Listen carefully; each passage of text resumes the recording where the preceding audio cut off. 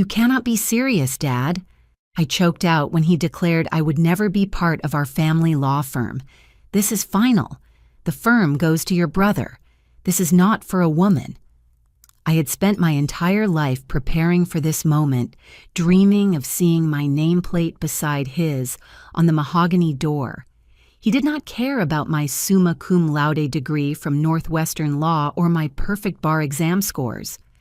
I walked out that day with nothing but my bar exam notes, leaving behind everything I had worked toward my entire life. Standing in that familiar office where I had spent countless childhood afternoons, I could barely comprehend what had just happened. The mahogany-paneled walls that once felt warm and welcoming now seemed cold and forbidding. Family photographs lined the credenza behind my father's desk, showing 3 generations of Sullivan men who had built this practice from nothing into Chicago's premier family law firm. My great-grandfather Patrick Sullivan had founded Sullivan and Associates in 1945, fresh out of law school, and determined to help working-class families navigate divorce and custody battles.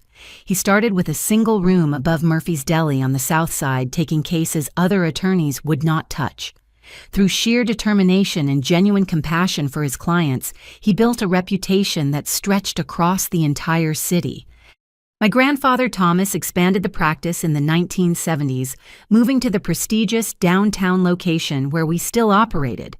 He specialized in complex property division cases and became known for his meticulous attention to detail. Under his leadership, the firm grew to employ 6 attorneys and handle some of the most high-profile divorce cases in Illinois. Then came my father William, who transformed Sullivan and Associates into the powerhouse it became.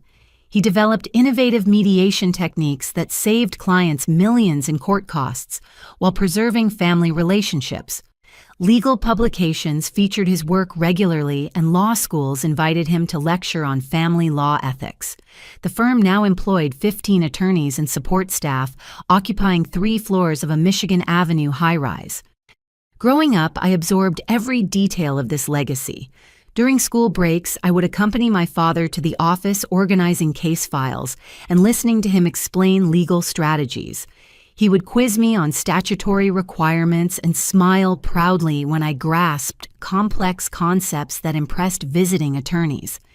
I remember being 7 years old, carefully arranging discovery documents while he prepared for a major custody hearing.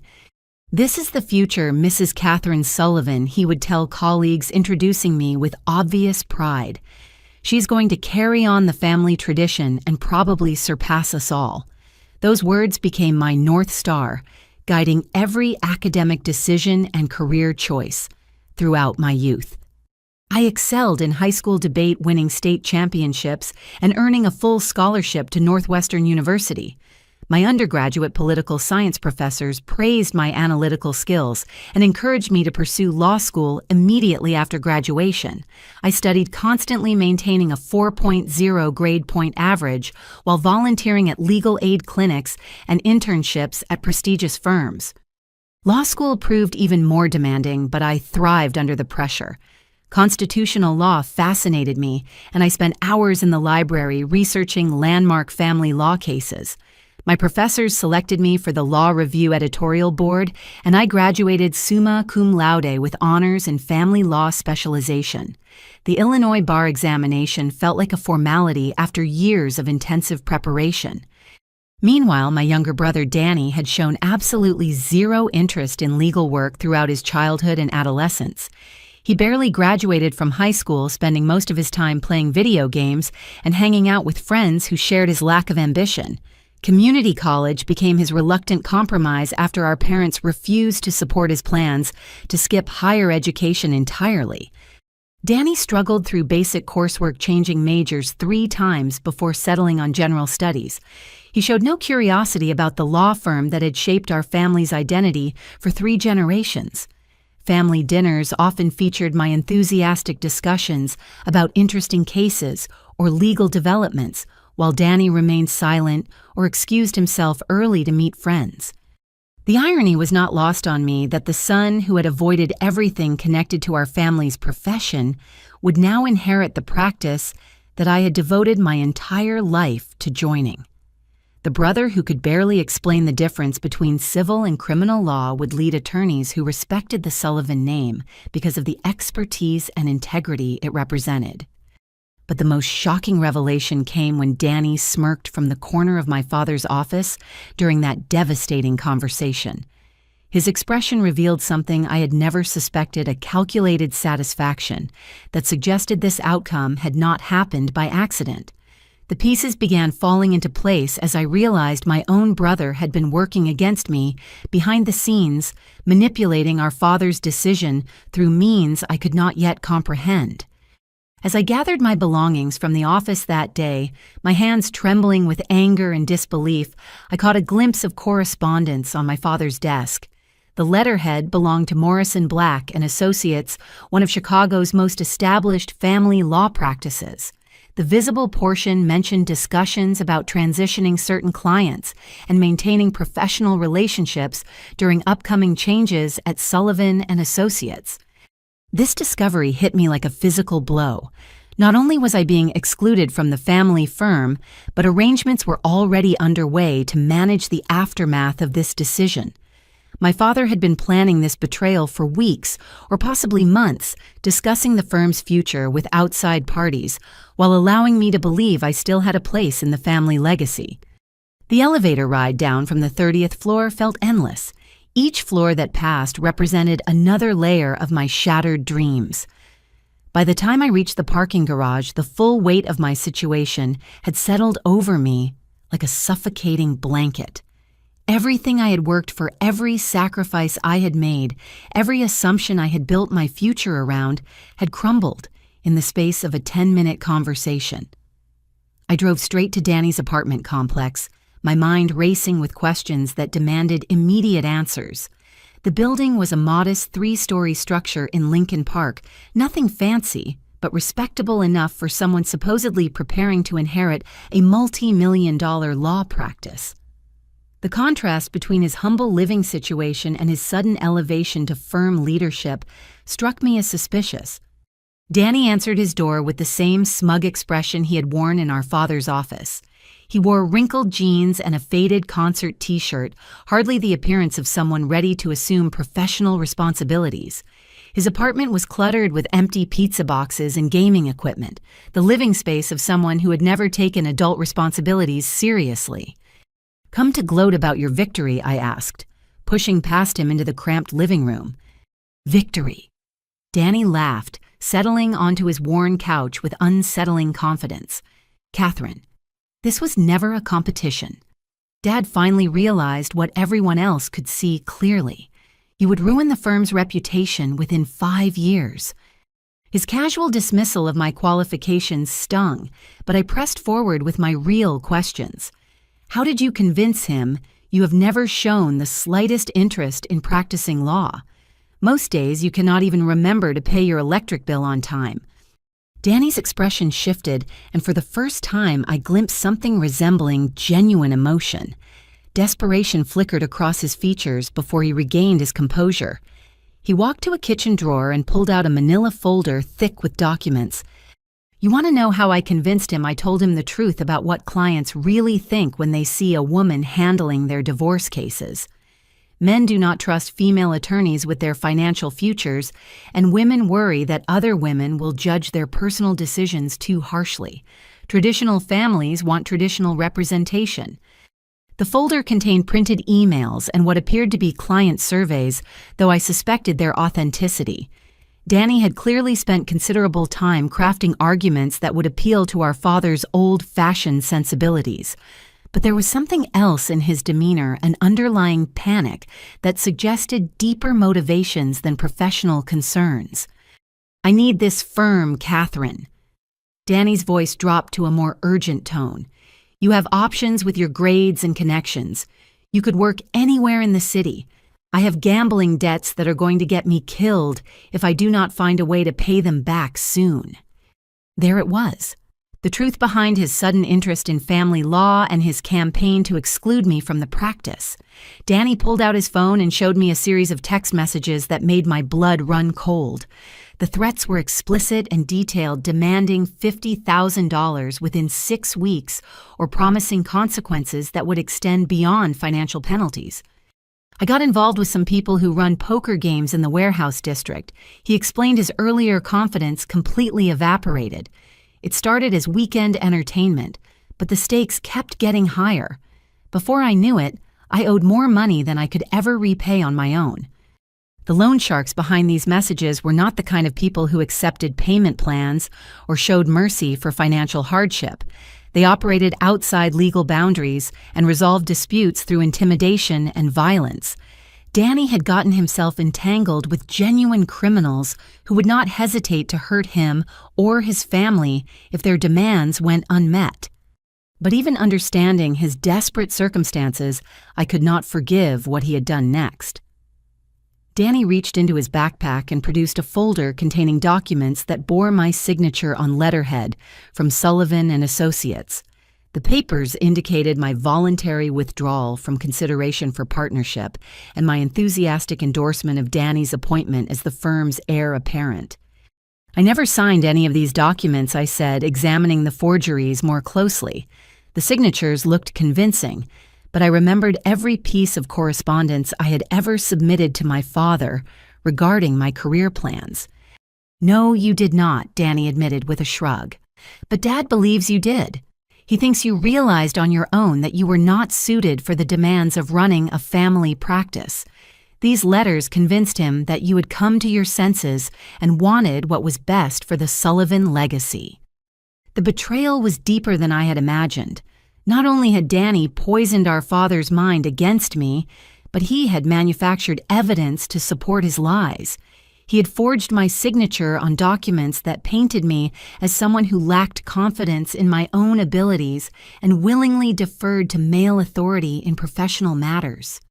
Looking around his cluttered apartment, I noticed other troubling signs of his financial desperation. Credit card statements lay scattered across his coffee table, showing balances that exceeded his income by enormous margins. Collection agency notices were taped to his refrigerator, and I spotted pawn shop receipts for items that probably belonged to our parents. Danny had been spiraling into financial ruin for months while keeping his troubles hidden from our family. The gambling debts were just the most recent and most dangerous chapter in a longer story of fiscal irresponsibility. Taking over the law firm represented his only hope of accessing enough money to satisfy his creditors and escape the violent consequences of his poor choices. But as I prepared to leave his apartment, Danny delivered one final revelation that left me completely speechless. He showed me records indicating that he had already begun accessing Sullivan and Associates' financial accounts, using his position as the designated heir to authorize small withdrawals and transfers that he hoped would go unnoticed until he could establish more permanent control over the firm's resources. This is not just about inheritance anymore, I realized. You are already stealing from the practice, while Dad remains completely unaware of what you are doing. Danny's silence confirmed my suspicions. He had moved beyond simple manipulation and forgery into actual embezzlement. The family firm that had taken 3 generations to build was being systematically looted by someone who saw it only as a solution to his personal financial crisis. Driving home from Danny's apartment, I felt a crushing need to talk to someone who would understand the magnitude of what had just happened. My mother, Patricia, had always been my confidant during difficult times, the person who offered perspective and emotional support when life became overwhelming. Surely she would see the injustice of this situation and help me find a way to make my father reconsider his decision. I found her in the kitchen of my childhood home preparing dinner with the same methodical attention to detail that had characterized her approach to everything throughout my youth. The familiar sounds and smells of her cooking normally brought me comfort, but today they felt like reminders of a family stability that no longer existed. "Mom, I need to talk to you about what happened at the office today." I began settling onto the bar stool where I had done homework and shared secrets throughout my teenage years. Patricia continued chopping vegetables without looking up her knife, moving with practiced precision. I know about your father's decision, Catherine. He discussed it with me several weeks ago, and I told him I supported his choice completely. The casual way she delivered this information hit me harder than my father's original rejection. Not only had both parents collaborated in excluding me from the family business, but my mother had been part of the planning process, while I remained completely unaware of their intentions. "You knew this was going to happen and said nothing," I asked, struggling to keep my voice steady. "You let me believe I still had a future with the firm while you were helping Dad arrange my professional exile." Patricia finally looked up, her expression displaying a mixture of sympathy and resignation that I found deeply unsettling. She wiped her hands on a kitchen towel and sat across from me with the air of someone preparing to deliver difficult but necessary truths. "Catherine, I love you dearly, but you have always been unrealistic about what practicing law would actually mean for your future happiness. Running a demanding practice is incompatible with the kind of family life that brings true fulfillment to women. Your father and I want to protect you from making choices you would eventually regret." The condescension in her tone was unmistakable. Despite my academic achievements and professional qualifications, she still viewed me as someone who needed protection from my own ambitions. The assumption that career success and personal happiness were mutually exclusive for women revealed attitudes I had never suspected in someone I respected and admired. But there was something else in her demeanor that suggested deeper, more personal motivations behind her position. Patricia walked to the family room and retrieved a photo album I had not seen in years. The pages contained images from her own college graduation and early career as a high school English teacher, a time when she had been passionate about education and literature. "I gave up my teaching career when your father's practice began expanding," she explained, pointing to pictures that showed her obvious enthusiasm for her work. "I convinced myself it was temporary, that I would return to the classroom once you children were older. But years passed, and the firm needed more support, and somehow I never made it back to the profession I loved." The bitterness in her voice revealed wounds that had never properly healed.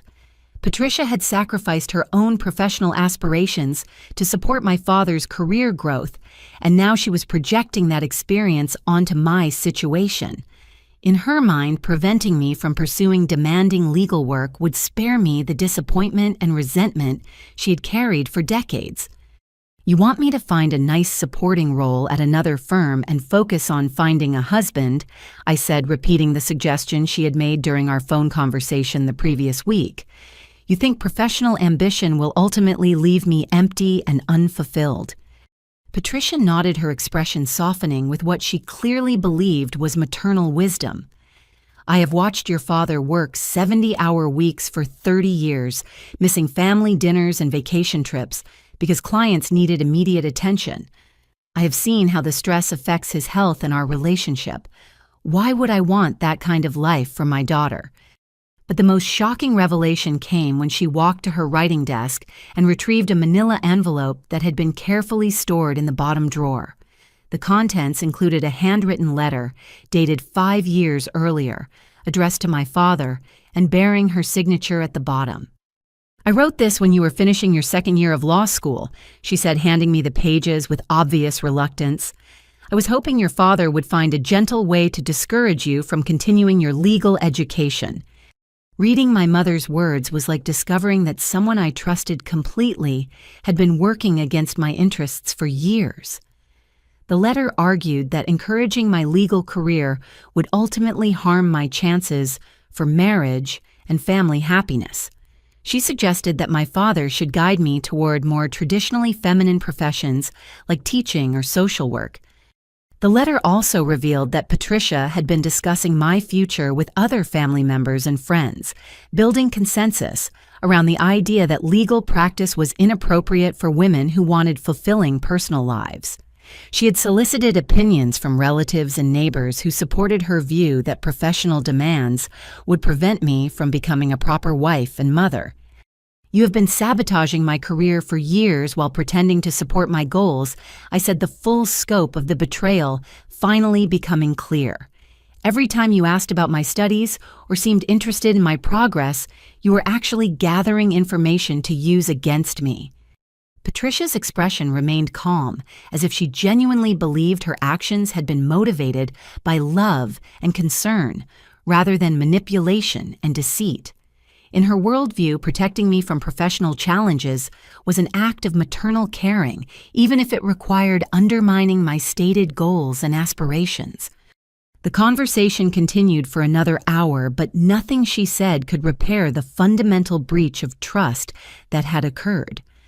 My mother had not only failed to support my professional ambitions, but had actively worked to undermine them while maintaining the pretense of being my advocate and confidant.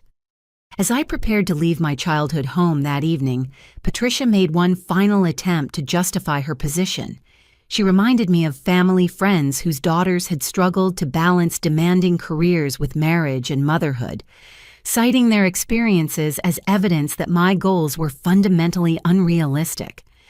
But what she failed to understand was that her interference had not protected me from difficult choices. Instead, it had denied me the opportunity to make those choices myself based on my own values and priorities, rather than her fears and regrets about the path her life had taken.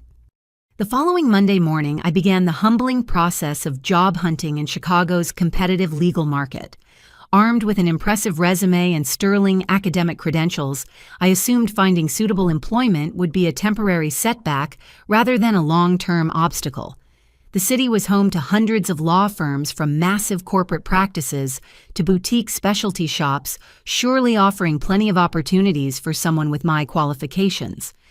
My first target was Morrison Black & Associates, the firm whose letterhead I had glimpsed on my father's desk. They specialized in family law and had a reputation for handling complex divorce cases involving significant assets and custody disputes. Their website featured testimonials from satisfied clients and profiles of attorneys who seemed to share my commitment to protecting families during difficult transitions. The receptionist scheduled an interview for Thursday afternoon with James Morrison, the founding partner, whose name appeared first on the firm's letterhead. I spent 3 days researching recent cases they had handled and developing thoughtful questions about their approach to client representation and professional development opportunities. Morrison's office occupied the corner of the 22nd floor with floor-to-ceiling windows offering spectacular views of Lake Michigan. Law books lined the walls and framed diplomas, and awards testified to his successful career, spanning nearly 4 decades. He was a distinguished man in his early 60s, with silver hair and the confident bearing of someone accustomed to commanding respect in professional settings. The interview began promisingly. Morrison praised my academic achievements and asked thoughtful questions about my law school experiences and career goals. He seemed particularly interested in my research on innovative mediation techniques and nodded approvingly when I discussed my commitment to helping families navigate divorce proceedings with dignity and minimal trauma. But the atmosphere shifted when our conversation moved to practical matters like start dates and compensation expectations. Morrison leaned back in his chair and studied me with an expression that I could not immediately interpret. Something in his demeanor had changed, and I sensed that the interview was not proceeding as successfully as I had initially believed. "Miss Sullivan, your qualifications are certainly impressive, and I can see that you have invested considerable effort in preparing for a legal career. However, I have some concerns about whether our practice would be the right fit for your particular circumstances and long-term goals." The vague nature of his concerns puzzled me. Nothing in our conversation had suggested any fundamental incompatibilities between my interests and their practice areas. I asked for clarification, hoping to address whatever reservations had emerged during our discussion. Morrison stood and walked to his window, gazing out at the lake while he formulated his response. "Family law can be an extremely demanding field, especially for young women who may eventually want to balance professional responsibilities with marriage and family obligations. Many of our cases require weekend work and evening client meetings that can be difficult to accommodate alongside personal commitments. The coded language was unmistakable. He was suggesting that my gender made me inherently less suitable for the demands of legal practice, regardless of my individual qualifications or career dedication. The assumption that I would inevitably prioritize family responsibilities over professional excellence revealed biases that I had hoped were fading from the legal profession. Perhaps you might consider applying for paralegal positions where you could utilize your legal knowledge in a more flexible environment. Morrison continued, returning to his desk with a patronizing smile. Those roles often provide better work-life balance for women who want to contribute meaningfully to legal work without the full pressures of attorney responsibilities. I maintained my composure during the remainder of our meeting, but internally I was reeling from the casual way he had dismissed my career aspirations. This was not a frank discussion about practice demands or client expectations. It was a polite but unmistakable suggestion that women belonged in supporting roles rather than leadership positions within legal practices. The next two interviews followed disturbingly similar patterns. Hartford and Associates expressed enthusiasm about my academic record, but ultimately suggested that I might be happier at smaller firms with less demanding schedules. Brennan Legal Services questioned whether I had realistic expectations about the physical and emotional demands of family law practice. By Friday afternoon, I was beginning to suspect that something beyond normal market competition was affecting my job search.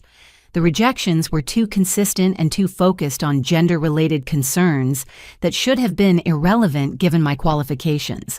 Moreover, the specific nature of their comments suggested they had received information about me that went beyond my submitted application materials. My suspicions were confirmed when I returned to Morrison's building later that week to retrieve a portfolio I had accidentally left behind. While waiting for the elevator, I heard a familiar voice echoing from the stairwell. James Morrison was engaged in an animated phone conversation that became clearer as I moved closer to the door. "William, I appreciate you giving me advance notice about your daughter's situation.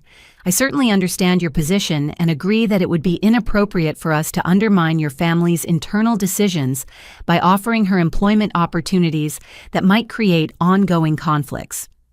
The conversation continued, but I had heard enough to understand what was happening.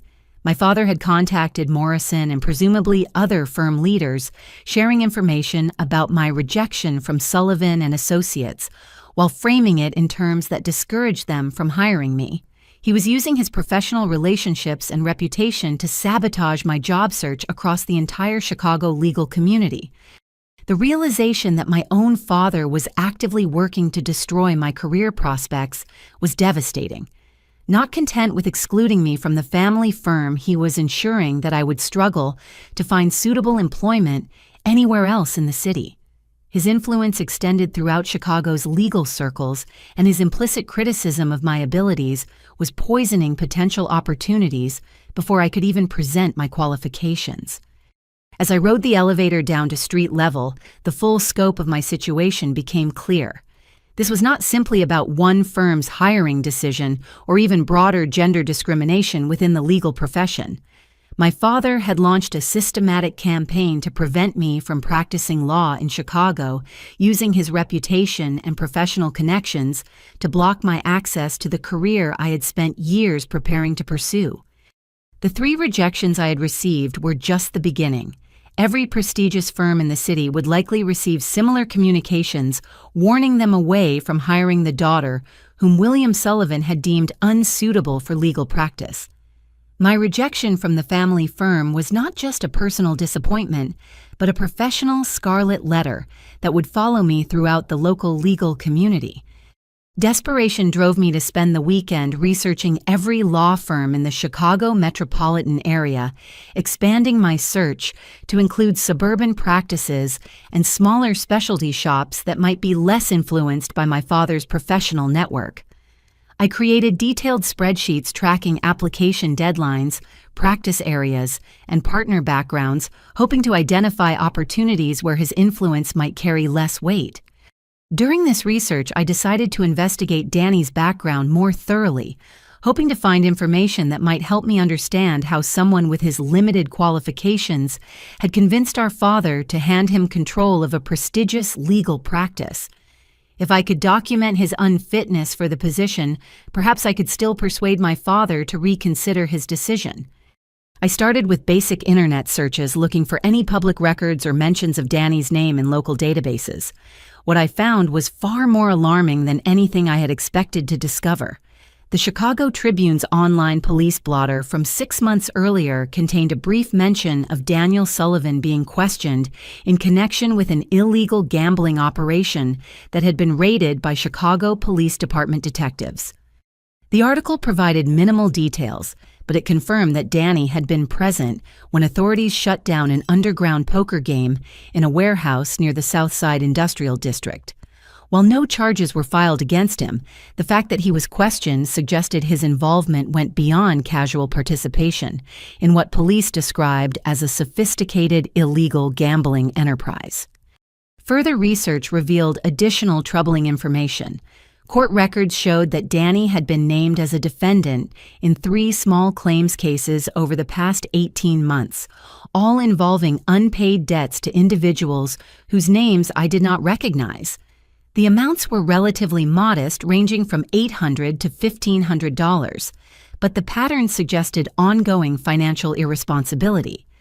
I decided to conduct physical surveillance following Danny during his evening activities to see if I could gather more concrete evidence about his gambling habits and financial situation. This felt uncomfortably like stalking my own brother, but the stakes were too high for me to rely on assumptions or incomplete information. Thursday evening, I parked across from his apartment building and waited for him to emerge. Danny appeared around 8 o'clock, dressed more formally than usual in dark jeans and a button-down shirt. He drove to a strip mall in Cicero, parking behind a restaurant that appeared to be closed for business. Several other cars were already in the lot, and I watched as men entered the building through a rear entrance. Over the next 3 hours, I observed a steady stream of visitors arriving and departing from what was clearly an illegal gambling operation. The participants ranged from young men in their 20s to older individuals who looked like successful business people. Cash changed hands in the parking lot, and the tension was evident even from my distant observation point. When Danny finally emerged, his body language told a story of significant losses.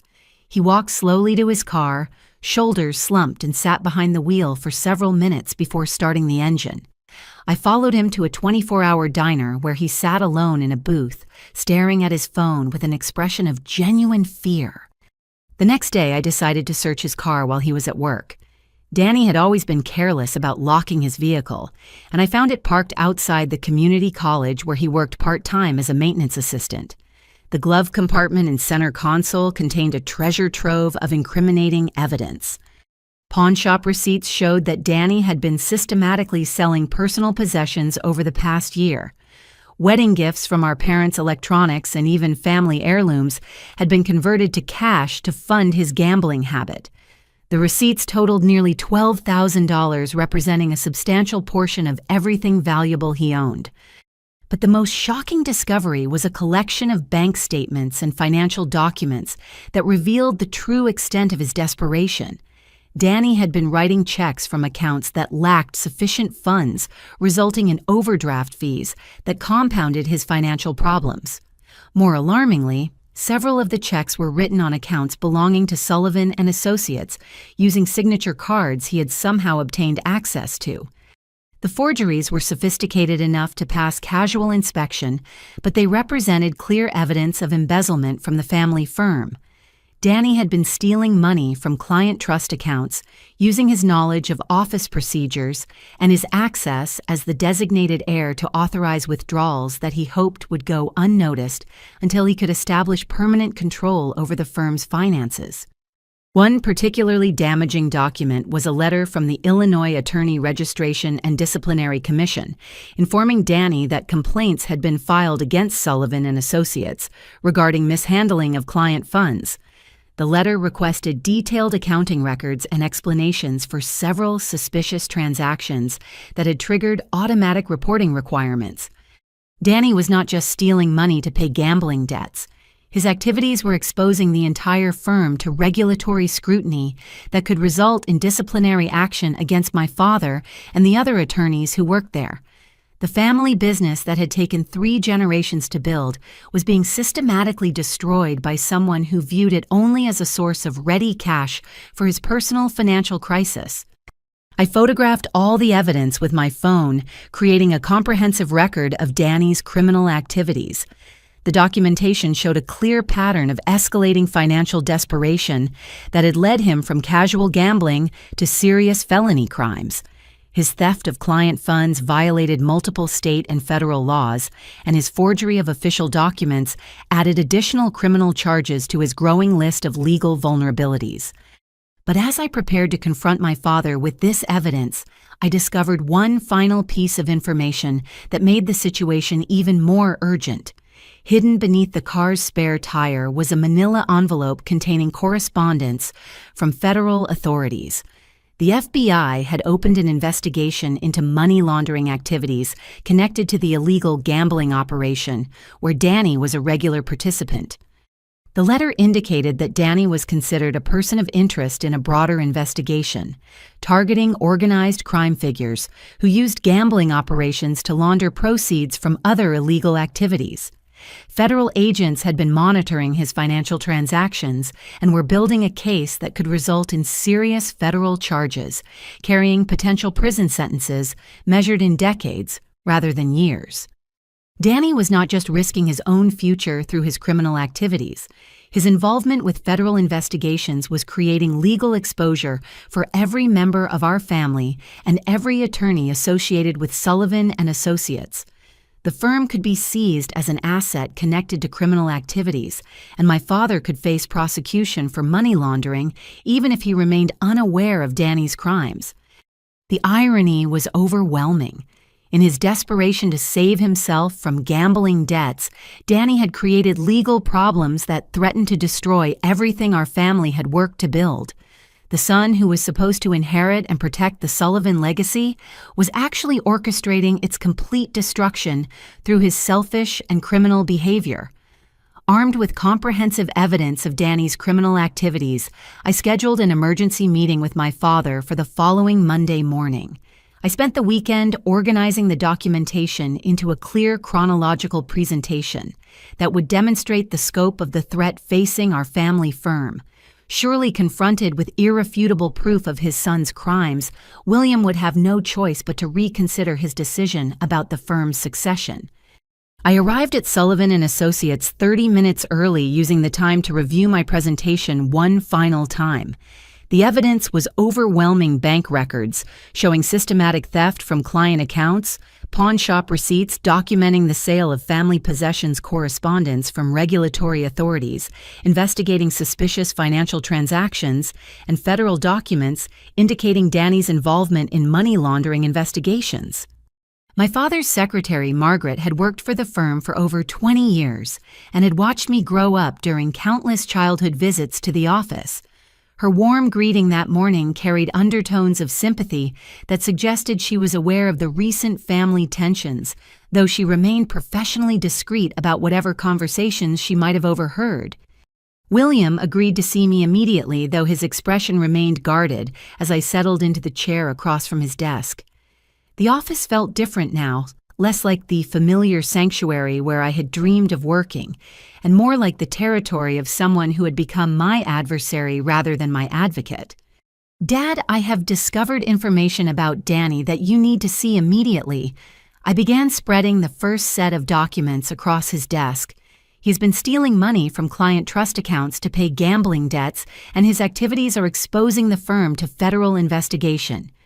William glanced at the bank statements without really examining them, his expression suggesting he had already decided to dismiss whatever evidence I had brought. He pushed the papers back toward me with obvious irritation, as if I were wasting his time with trivial complaints about my brother.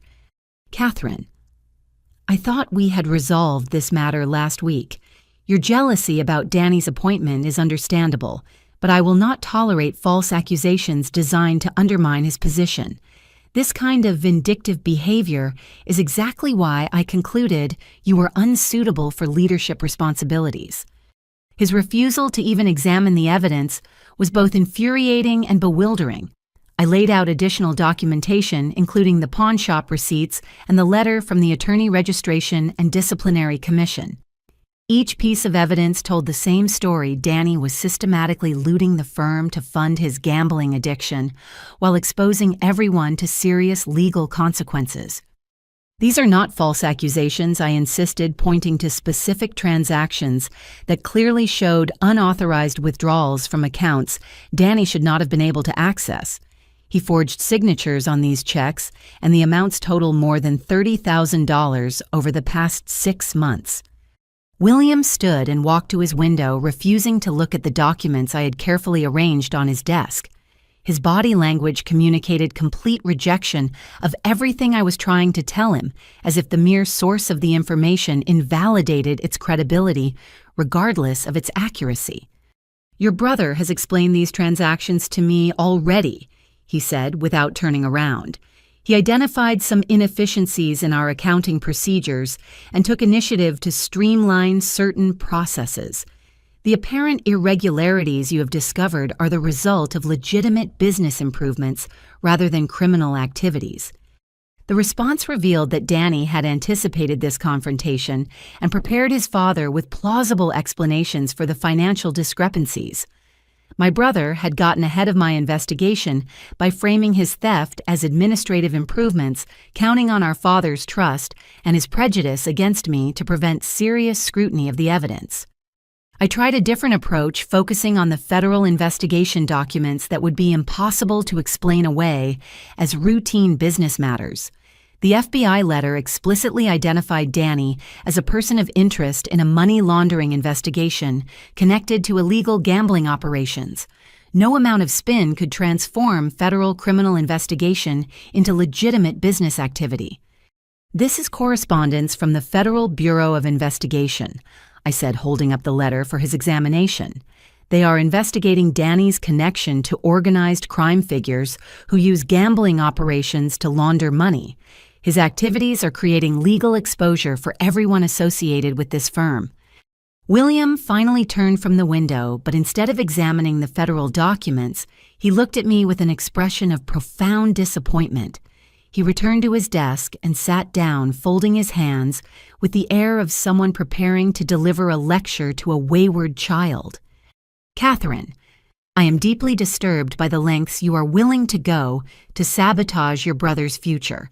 Manufacturing false federal documents is not only unethical, but potentially criminal. I am considering whether to report your actions to the Bar Association and request an investigation into your professional conduct." The accusation that I had forged federal documents was so outrageous that I could barely formulate a response. Everything I had presented was authentic evidence gathered through legitimate investigation, yet my father was choosing to believe that I had fabricated an entire criminal conspiracy, rather than acknowledge that his favored son was a thief and a criminal. At that moment, Danny arrived for what was clearly a prearranged meeting. He entered the office with confidence, greeted our father warmly, and settled into the chair next to mine as if he belonged there more than I did. His timing was too perfect to be coincidental. He'd been waiting for me to present my evidence so he could counter it immediately. "Catherine, I understand you are upset about not getting the position you wanted," Danny said with false sympathy, "but these wild accusations are really concerning. I think you might be having some kind of emotional breakdown from the stress of rejection." His performance was masterful. Danny positioned himself as the reasonable, concerned brother worried about his sister's mental health, while portraying my documented evidence as the delusional fantasies of someone unable to cope with professional disappointment. He had clearly rehearsed this response, anticipating exactly how I would approach our father with the truth about his crimes. The meeting deteriorated from there. William accepted every explanation Danny offered while dismissing every piece of evidence I presented. When I pointed to specific bank records showing forged signatures, Danny claimed he had been authorized to sign those documents during routine administrative tasks. When I mentioned the federal investigation, he suggested I had obtained fraudulent documents from internet sources to support my false accusations.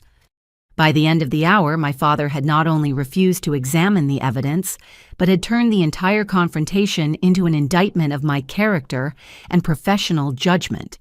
He ordered me to leave the office immediately and warned me never to contact him again unless I was prepared to apologize for my malicious attacks against my brother. As I gathered the ignored evidence from his desk, William delivered a final devastating blow. He walked to the fireplace in the corner of his office and fed several of my documents into the flames, watching them burn, while maintaining eye contact that communicated his complete rejection of everything I had tried to tell him. The symbolism was unmistakable. Not only was he refusing to believe the truth about Danny's crimes, but he was literally destroying evidence that could have protected the firm and our family from the legal consequences that were rapidly approaching. His loyalty to Danny was so complete that he preferred willful blindness to uncomfortable truths. The devastating failure of my confrontation with my father marked the beginning of the darkest period of my life. With my family turned against me and my professional prospects systematically destroyed, I found myself facing financial and emotional challenges that I had never imagined possible. The comfortable assumptions that had guided my life for 28 years had been shattered, leaving me to navigate an uncertain future without the support systems I had always taken for granted. I moved out of my childhood bedroom and into a studio apartment in Rogers Park, a neighborhood that offered affordable housing for someone with rapidly dwindling financial resources. The space was barely 400 square feet, with a Murphy bed that folded down from the wall and a kitchenette that consisted of a small refrigerator, 2-burner stove, and minimal counter space. The contrast with my previous living situation could not have been more stark. My parents' house in Lincoln Park featured 5 bedrooms, 3 full bathrooms, and elegant common areas that reflected decades of professional success. The transition from spacious comfort to cramped efficiency felt like a physical manifestation of how far my circumstances had fallen in just a few weeks. My savings account, which had contained $8,000 after law school graduation, dwindled rapidly as I paid security deposits, utility connections, and basic furnishings for my new life. The job search that I had expected to last a few weeks stretched into months, with each rejection adding to my growing financial stress and emotional despair. I took a part-time position at Grindhouse Coffee, a small shop near Northwestern University that catered to students and faculty. The work was honest but hardly utilized my legal education or professional training. I spent my days making lattes and serving pastries to customers who had no idea that their barista had graduated summa cum laude from law school and passed the Illinois bar examination with distinction. The irony was not lost on me that I was working in the service industry while my unqualified brother prepared to inherit a multi-million-dollar legal practice. Danny had never demonstrated the work ethic necessary to handle even entry-level employment, yet he would soon control attorneys, staff members, and client relationships that represented 3 generations of family achievement. My law school friends gradually stopped returning my phone calls, apparently warned away by rumors that portrayed me as unstable or professionally problematic. The legal community in Chicago was smaller and more interconnected than I had realized, and word of my rejection from the family firm had spread quickly through networks of attorneys, judges, and court personnel. The isolation was particularly painful because I had genuinely enjoyed the friendships I had developed during law school. Study groups, moot court competitions, and journal editorial meetings had created bonds that I expected would last throughout our careers. Instead, those relationships evaporated as my former classmates chose to distance themselves from someone whose professional reputation had been damaged by circumstances they did not fully understand. Even more devastating was the gradual realization that I was running out of money faster than I could find sustainable employment. The part-time coffee shop wages barely covered my rent and basic living expenses, leaving nothing for professional clothing, transportation costs, or the other expenses associated with job hunting in a competitive market. I applied for dozens of positions outside the legal profession, hoping to find work that would utilize my analytical skills and educational background. Corporate training programs, government agencies, and nonprofit organizations all seemed like reasonable alternatives to traditional law practice. But my applications disappeared into bureaucratic systems that never provided meaningful responses. The final blow came on a gray Tuesday morning in November when I found an eviction notice taped to my apartment door. Despite my careful budgeting and attempts to minimize expenses, I had fallen behind on rent by $600. The property management company was exercising their legal right to begin proceedings that would leave me homeless within 30 days. That evening, I sat on the floor of my tiny apartment surrounded by unpaid bills and rejection letters, contemplating the complete collapse of everything I had worked to achieve. My legal career had ended before it began, my family had abandoned me, my friends had disappeared, and my financial situation was approaching homelessness. The bar exam certificate that I had framed so proudly now seemed like a cruel joke hanging on the wall of an apartment I could no longer afford. All those years of academic excellence, all the sacrifices and dedication I had invested in preparing for a legal career had led to this moment of sitting on a bare floor, wondering where I would live next month. I considered abandoning law entirely and applying for teaching positions in suburban school districts. My undergraduate degree in political science would qualify me for social studies classrooms, and the work would provide steady income and benefits that could stabilize my immediate financial situation. The thought of giving up my legal aspirations felt like admitting defeat, but survival seemed more important than professional pride. But even as I contemplated this dramatic career change, a part of me remained convinced that the truth about Danny's criminal activities would eventually come to light. Federal investigations moved slowly but thoroughly, and his involvement with money laundering operations would inevitably be exposed regardless of my father's willingness to examine evidence. The question was whether I could survive financially and emotionally long enough to see justice served. Sitting in that empty apartment facing eviction and professional exile, I had no idea that forces were already in motion that would completely transform my situation within a matter of weeks. As I prepared for sleep on what might be one of my last nights in the apartment, my phone rang with a call from an unknown number. The timing seemed suspicious given that it was nearly 10 o'clock on a weeknight, but desperation made me willing to answer calls from sources I might normally have ignored. The voice on the other end would change everything, though I had no way of knowing that as I hesitantly said hello to someone whose identity and intentions remained completely mysterious. The woman on the phone spoke with the professional confidence of someone accustomed to handling sensitive information. Her voice carried a slight accent that I could not immediately place, and she chose her words carefully as if she was working from prepared notes or following specific protocols for this type of contact. Miss Sullivan, my name is Sarah Martinez, and I am a forensic accountant working with federal authorities on a case that involves your brother, Daniel. I understand that you have been attempting to bring certain irregularities to the attention of your family, but those efforts have not been successful. I believe I can provide you with information that might help you understand the full scope of the situation. The call felt surreal after weeks of isolation and rejection. Here was someone who not only believed that Danny was involved in criminal activities, but possessed official authority to investigate those crimes. After months of having my concerns dismissed as jealous fantasies, I was finally speaking with someone who took the evidence seriously. Sarah suggested we meet in person to discuss details that were too sensitive for telephone conversations. She proposed a coffee shop in the Loop far enough from my neighborhood and my family's usual locations to ensure privacy. The meeting was scheduled for Thursday afternoon, giving me time to gather the evidence I had tried unsuccessfully to present to my father. I arrived at the designated location 30 minutes early, choosing a corner table where I could observe the entrance, while maintaining some privacy for our conversation. The coffee shop was busy enough to provide cover for sensitive discussions, but not so crowded that we would struggle to hear each other clearly. Sarah Martinez appeared precisely on time, and I recognized her immediately from her professional demeanor and the briefcase she carried.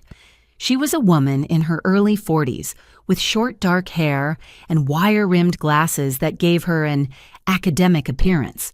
Her clothing was conservative but expensive, suggesting someone who worked in high-level government or corporate environments. After brief introductions, Sarah spread several folders across our table, revealing documents that contained far more information about Danny's activities than I had been able to gather through my own investigation. Federal authorities had been monitoring his financial transactions for nearly 8 months, building a comprehensive case that connected his gambling debts to broader criminal enterprises. The illegal gambling operation where your brother is a regular participant serves multiple purposes, Sarah explained, pointing to surveillance photographs that showed Danny entering and leaving various locations.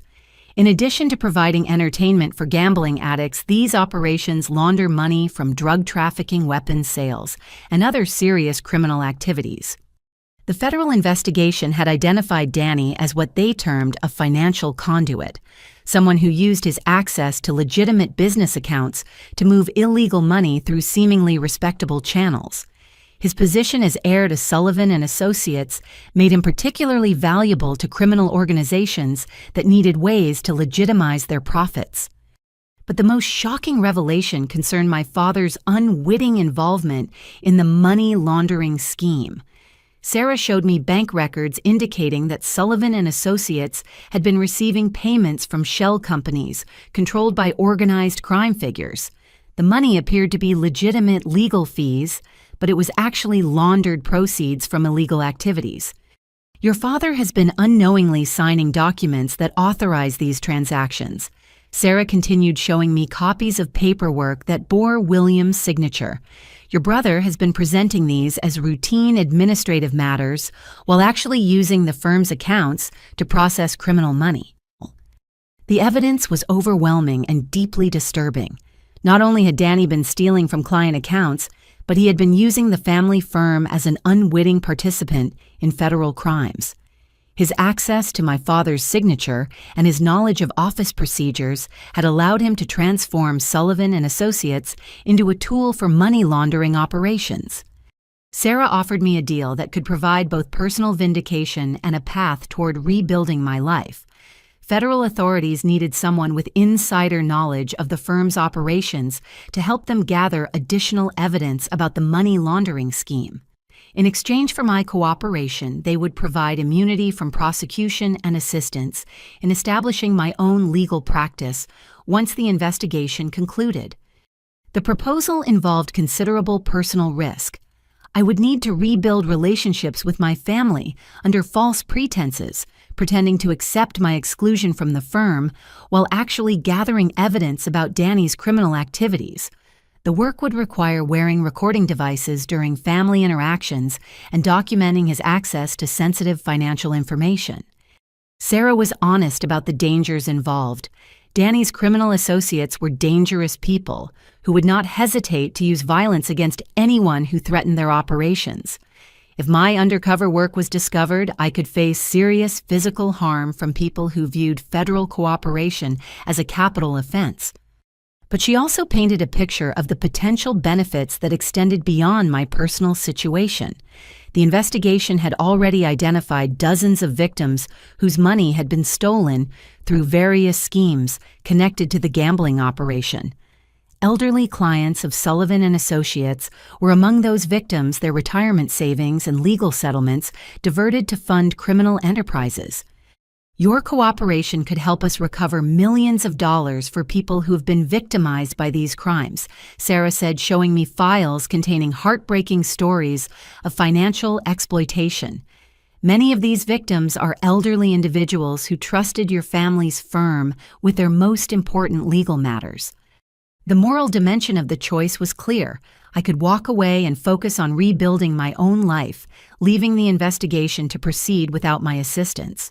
or I could accept the risks and help federal authorities expose criminal activities that were victimizing innocent people while destroying my family's legitimate business. As we prepared to conclude our meeting, Sarah revealed one final piece of information that made my decision inevitable. Danny had accelerated his criminal activities in recent weeks, apparently aware that federal scrutiny was increasing. He was systematically looting remaining client accounts and preparing to flee the country within a matter of weeks. If we do not act quickly, he will escape with several $100,000 in stolen money, and your father will face prosecution for crimes he does not even realize he has been committing. Your cooperation represents the only realistic chance to prevent both outcomes. The choice was both terrifying and obvious. I could continue my isolated struggle to survive financially while watching my family's reputation be destroyed by someone who viewed their legacy as nothing more than a source of ready cash. Or I could accept federal protection and work to expose criminal activities that threatened innocent victims as well as my own family. I agreed to cooperate with the investigation, understanding that this decision would put me in considerable danger, but also provide my only realistic chance of achieving justice for the crimes that had been committed against me and countless other victims. The next phase of my life required skills I had never developed, and emotional resilience I was not sure I possessed. Sarah Martinez provided me with sophisticated recording equipment disguised as everyday items, a pen that captured audio, a watch with video capabilities, and earrings that transmitted conversations to federal monitoring stations in real time. The technology was impressive but intimidating. One mistake with the equipment could expose my role in the federal investigation and place me in serious danger from criminals who viewed cooperation with authorities as an unforgivable betrayal.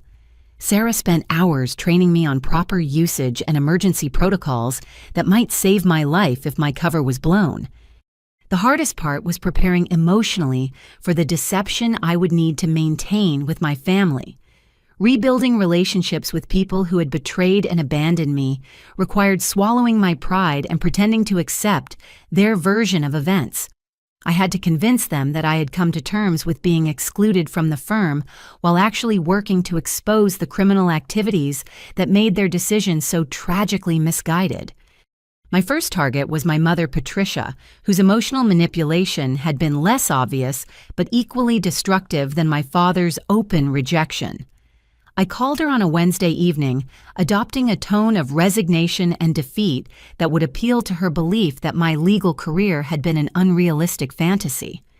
"Mom, I have been doing a lot of thinking about our conversation last month, and I realize you were right about the challenges facing women in demanding legal careers. I want to apologize for the way I reacted to your concerns and Dad's decision about the firm." Patricia's response was immediately sympathetic, as I had expected. She invited me to dinner the following evening, eager to rebuild our relationship now that I appeared to have accepted her worldview about appropriate roles for women. The conversation would give me an opportunity to gather information about the family's current situation, while testing my ability to maintain deceptive relationships under federal surveillance. The dinner was emotionally grueling but informationally productive. Patricia revealed that Danny had been discussing plans to modernize the firm's operations, including transitioning to electronic financial management systems that would streamline client account administration. What she described as efficiency improvements were actually preparations for systematic looting of remaining assets. More disturbing was her revelation that Danny had been asking detailed questions about my whereabouts and activities. He seemed particularly interested in whether I had been in contact with former law school classmates or potential employers outside the Chicago area. His inquiries suggested paranoia about my activities that could indicate awareness of federal surveillance. I also learned that William had been experiencing health problems related to stress about the firm's financial situation. Several major clients had expressed concerns about account management irregularities, and the Illinois Attorney Registration and Disciplinary Commission had scheduled a formal review of Sullivan and Associates' compliance with trust account regulations. Patricia attributed these problems to temporary administrative challenges that Danny would resolve once he assumed full control of operations. She had no idea that the irregularities were actually evidence of systematic theft that had been ongoing for months. Her willingness to accept Danny's explanations without scrutiny revealed how completely he had manipulated the entire family's understanding of the situation. Over the following weeks, I gradually re-established contact with both my parents and Danny himself. Each interaction required careful preparation with Sarah Martinez, who coached me on conversation strategies that would elicit useful information without arousing suspicion about my motives. The most challenging meetings were direct conversations with Danny, who remained suspicious about my sudden change of attitude. He questioned my acceptance of the succession decision and probed for information about my current living situation and employment status. I had to convince him that I was genuinely defeated and focused on rebuilding my life outside the legal profession. During one particularly tense dinner at my parents' house, Danny tested my sincerity by offering to help me find employment at firms where he claimed to have professional connections. His offer was actually an attempt to monitor my job search activities and ensure that I did not find positions where I might gain access to information that could threaten his schemes. The recording equipment captured dozens of hours of conversations that documented Danny's knowledge of financial irregularities and his deliberate efforts to conceal the true nature of his activities.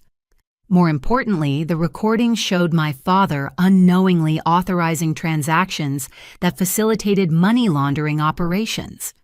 Sarah and her federal colleagues used this evidence to build detailed profiles of the criminal network that Danny had become entangled with through his gambling addiction. The investigation revealed connections to drug trafficking organizations, illegal weapons dealers, and human trafficking operations that used gambling establishments as fronts for more serious criminal enterprises. But the most personally devastating discovery came when Sarah showed me evidence that Danny had been stealing specifically from elderly divorce clients, whose cases involved significant financial settlements. These victims had trusted Sullivan and Associates with their most important legal matters, often involving the division of assets accumulated over decades of marriage. One case involved an 82-year-old woman named Margaret Chen, whose divorce settlement included her life savings of $120,000. Danny had forged her signature on documents redirecting the funds to accounts he controlled, leaving her financially destitute while she believed her money was safely held in trust by our family's firm. Another victim was Robert Washington, a 75-year-old man whose workers' compensation settlement of $90,000 had been stolen through similar methods. He had been calling the firm for weeks trying to understand why his settlement payments had stopped, while Danny provided false explanations about administrative delays and court processing requirements. The human cost of Danny's crimes was staggering. Dozens of elderly clients had been systematically robbed of money they needed for medical care, housing, and basic living expenses. Their trust in the Sullivan family name had been exploited by someone who viewed their vulnerability as an opportunity for personal enrichment. As the investigation progressed, it became clear that Danny was accelerating his timeline for escaping the consequences of his actions. Sarah's surveillance team reported that he had been meeting with individuals known to specialize in creating false identities and arranging international travel for people fleeing legal problems. The evidence suggested that Danny planned to liquidate remaining client accounts and disappear within a matter of weeks, leaving behind a trail of financial devastation that would destroy both his victims and the family firm that had enabled his crimes through willful blindness to obvious warning signs. Over the following 2 months of careful surveillance and strategic family interactions, the scope of Danny's criminal enterprise became horrifyingly clear. Working closely with Sarah Martinez and her federal team, I documented a sophisticated operation that extended far beyond simple gambling debts into organized financial crimes that victimized dozens of innocent clients. The recording equipment captured conversations that revealed Danny's methodical approach to identifying vulnerable targets within Sullivan and Associates' client base. He specifically sought elderly divorce clients, workers' compensation recipients, and estate settlement beneficiaries whose cases involved substantial cash payments that could be diverted without immediate detection. His technique was devastatingly simple, yet effective. Danny would intercept settlement checks before they reached clients, forging signatures and depositing the funds into accounts he controlled through shell companies. He then provided false explanations to clients about delays in processing their payments, buying time while he used their money to pay gambling debts and personal expenses. One particularly disturbing recording captured Danny explaining his selection criteria to an unknown associate during what appeared to be a planning session for future thefts. He described elderly clients as ideal targets because they were less likely to understand complex financial procedures and more trusting of professional authority figures. The old ones never question anything as long as you sound official and give them paperwork to sign, Danny said during a conversation recorded at a restaurant near the firm's offices. They grew up respecting lawyers and assuming we have their best interests at heart. It makes them perfect marks for this kind of operation. Sarah's forensic accounting revealed that Danny had successfully stolen money from 17 different clients over the past 8 months, with total losses exceeding $230,000. Each theft followed the same pattern: intercepted settlement funds, forged signatures, false explanations, and systematic cover-ups that exploited clients' trust in the Sullivan family reputation. But the investigation also uncovered evidence that Danny's crimes extended beyond simple theft into more serious federal offenses. Bank records showed that he had been laundering stolen money through the same gambling operations that had initially gotten him into financial trouble, creating a cycle where criminal profits were used to pay debts to other criminal enterprises. The money laundering scheme involved complex transactions that moved stolen funds through multiple accounts before they reached their final destinations. Danny had established relationships with individuals who specialized in financial crimes, learning sophisticated techniques that allowed him to process large amounts of money while avoiding automatic reporting requirements that might trigger regulatory scrutiny. Federal surveillance documented meetings between Danny and known associates of organized crime families that controlled much of Chicago's illegal gambling industry. These individuals provided him with technical expertise and financial infrastructure in exchange for access to legitimate business accounts that could be used to launder money from drug trafficking and other serious criminal activities. The scope of the criminal network was staggering. Danny's gambling debts had been deliberately cultivated by criminal organizations that specialized in recruiting vulnerable individuals who could provide access to legitimate financial institutions. His desperation had made him an ideal candidate for recruitment into money laundering operations that required insider access to law firm accounts. Sarah showed me surveillance footage that captured Danny delivering cash payments to individuals whose criminal backgrounds included convictions for racketeering, extortion, and violent crimes connected to organized gambling operations. These meetings typically occurred in parking garages or other locations chosen specifically to avoid law enforcement surveillance. The federal investigation had identified at least 4 other law firms in the Chicago area where similar recruitment and exploitation had occurred. Criminal organizations had developed systematic approaches to identifying attorneys and legal staff whose financial desperation or substance abuse problems made them vulnerable to coercion and manipulation. But perhaps the most devastating evidence concerned my father's unwitting participation in facilitating these crimes.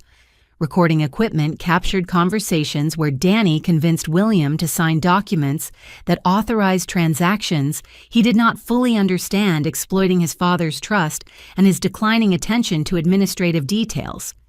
One particularly damaging recording showed Danny presenting William with a stack of authorization forms during a busy afternoon when multiple client emergencies demanded immediate attention. William signed the documents without careful review, trusting that his son was handling routine administrative matters competently and honestly. Those signatures authorized the transfer of over $50,000 from client trust accounts to shell companies controlled by criminal associates. William had unknowingly become an accessory to money laundering operations that funded drug trafficking and other serious criminal enterprises throughout the Midwest region.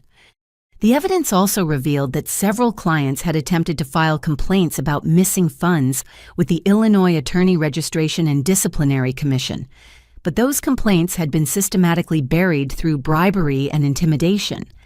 Danny had paid court clerks and administrative staff to lose paperwork and delay investigations that might expose his criminal activities. 3 elderly clients had been threatened with legal action if they continued pursuing complaints about missing settlement funds.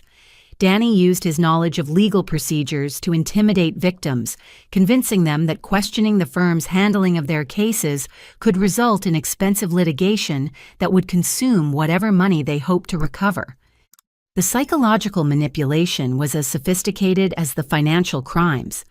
Danny exploited his victims' trust in professional authority while using their fear of legal complexity to discourage them from seeking help from other attorneys or law enforcement agencies. Many victims remained convinced that their missing money would eventually be returned through normal administrative processes. But Sarah's investigation had also identified a crucial vulnerability in Danny's operation.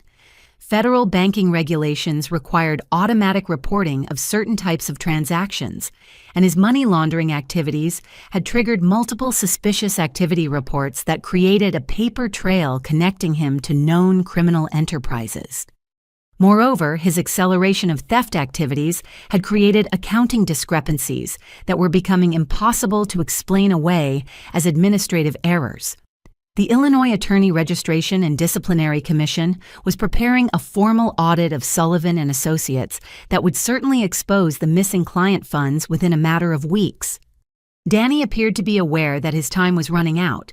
Surveillance teams reported that he had been liquidating personal assets and making arrangements that suggested preparation for immediate departure from Chicago.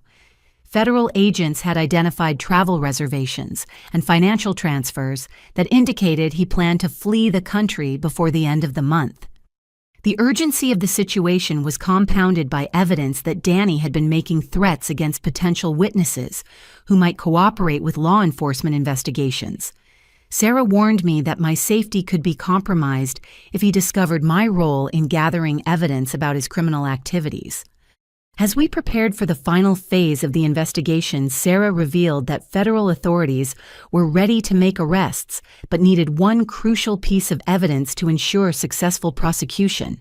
They required documentation that clearly demonstrated Danny's knowledge that his activities constituted criminal money laundering rather than simply unauthorized use of client funds. The distinction was legally significant because money laundering charges carried much longer prison sentences and allowed prosecutors to seize assets connected to criminal enterprises. Without clear evidence of intent to launder money, Danny might face only embezzlement charges that would result in shorter prison terms and limited asset forfeiture. Sarah proposed that I attempt to record a conversation where Danny explicitly acknowledged his involvement in money laundering operations. The evidence would require careful orchestration to ensure that he revealed incriminating information, while federal agents could monitor the interaction and provide immediate assistance if the situation became dangerous. But she also warned me that this final operation would be the most risky aspect of my cooperation with the federal investigation. Danny had become increasingly paranoid about potential surveillance, and any mistake could expose my role in building the case against him. As I prepared for what might be my final undercover interaction with my brother, I reflected on how completely his criminal activities had corrupted everything our family had worked to build over 3 generations. The Sullivan name had once represented integrity and competent legal representation, but Danny had transformed it into a tool for victimizing the very people who trusted our family with their most important legal matters. The call from Sarah Martinez came at 6:15 on a Thursday morning, jolting me awake with news that changed everything about our carefully planned investigation timeline. Federal surveillance teams had observed Danny loading suitcases into his car and making cash withdrawals from multiple ATM locations throughout the previous evening. All indicators suggested he planned to flee Chicago within hours rather than weeks. "We need to move immediately," Sarah said, her voice carrying the urgent tension of someone coordinating a law enforcement operation under extreme time pressure. "Our surveillance team lost him around midnight, and we believe he may be attempting to leave the country before we can execute arrest warrants." The accelerated timeline meant that our plan to gather additional evidence through recorded conversations was no longer feasible. Federal agents needed to arrest Danny immediately, based on the evidence we had already collected, or risk losing him entirely to international flight that would complicate prosecution efforts for years. I dressed quickly and met Sarah at a federal building downtown, where she briefed me on the developing situation, while agents prepared to execute search warrants at multiple locations connected to Danny's criminal network. The coordinated operation would target not only Danny himself, but also his criminal associates and the financial infrastructure that had enabled his money laundering activities. The command center buzzed with activity as federal agents, forensic accountants, and prosecutors coordinated simultaneous raids designed to prevent Danny and his associates from destroying evidence or fleeing to jurisdictions where extradition would be difficult or impossible. Large monitors displayed maps showing the locations of various targets and real-time updates from surveillance teams positioned throughout the Chicago area. But as the morning progressed, it became clear that Danny had anticipated law enforcement action and implemented escape plans that demonstrated sophisticated criminal planning. Federal agents arrived at his apartment to find it completely empty, except for a handwritten note that had been deliberately left where investigators would find it immediately. The note was addressed to me, specifically indicating that Danny had discovered my cooperation with federal authorities, despite all our precautions to maintain secrecy. His message contained explicit threats against both me and our parents, along with demands that revealed his desperation and complete lack of remorse for the crimes he had committed. "Catherine, I know you have been working with federal agents to build a case against me. You have chosen to betray your own family for people who will discard you as soon as this investigation concludes. Your cooperation will not save our father from prosecution or protect the firm from complete destruction." The note continued with detailed threats that demonstrated Danny's awareness of my daily routines and living situation. He had been monitoring my activities while I thought I was secretly gathering evidence about his criminal behavior. The realization that he had been watching me for weeks was both terrifying and infuriating. More disturbing were his threats against our parents, who remained completely unaware of the federal investigation or the extent of Danny's criminal activities. He claimed that he would ensure William faced prosecution for money laundering unless I helped facilitate his escape from federal custody. "I have evidence that will make Dad appear to be the mastermind behind the entire money laundering operation," the note continued. "Financial records and forged documents will convince prosecutors that he directed my activities while pretending to be an innocent victim of my crimes." Sarah and her colleagues took these threats seriously, immediately implementing protective measures for both me and my parents, while federal agents expanded their search to include locations where Danny might be hiding. The investigation had evolved from a complex white-collar crime case into an urgent manhunt with potential violence against witnesses and family members. The forensic accounting team reported that Danny had liquidated client accounts containing nearly $200,000 during his final weeks in Chicago. Multiple elderly clients would soon discover that their life savings and legal settlements had been stolen by someone they trusted with their most important financial matters. One particularly heartbreaking case involved an elderly woman named Dorothy Stevens, whose divorce settlement of $85,000 represented her only financial resources after a 40-year marriage ended. Danny had forged her signature just 3 days earlier, stealing money she needed for housing and medical care during her final years. Federal agents also discovered that Danny had been systematically destroying evidence of his criminal activities, including computer files that contained records of money laundering transactions and correspondence with his criminal associates. His preparation for flight had included careful attention to eliminating traces of his involvement in organized crime operations. The search expanded to include airports, train stations, and border crossings where Danny might attempt to leave the United States. Federal agents coordinated with international law enforcement agencies to monitor flights to countries that had limited extradition agreements with the United States. But the most urgent concern was the possibility that Danny would attempt to harm family members or witnesses before federal agents could locate and arrest him. His note indicated knowledge of my cooperation and suggested willingness to use violence against people he viewed as threats to his escape plans. Sarah arranged for federal protection while agents continued their search, but she warned me that Danny's criminal associates included individuals with extensive experience in evading law enforcement surveillance. The gambling operations that had initially ensnared him were controlled by organized crime figures who maintained sophisticated networks designed to help valuable assets disappear when legal pressure became too intense. As the day progressed without any sign of Danny's whereabouts, federal investigators began examining his known associates and their potential hiding places. The surveillance had identified safe houses and meeting locations used by his criminal network, but searches of these sites revealed that multiple individuals connected to the money laundering operation had also disappeared.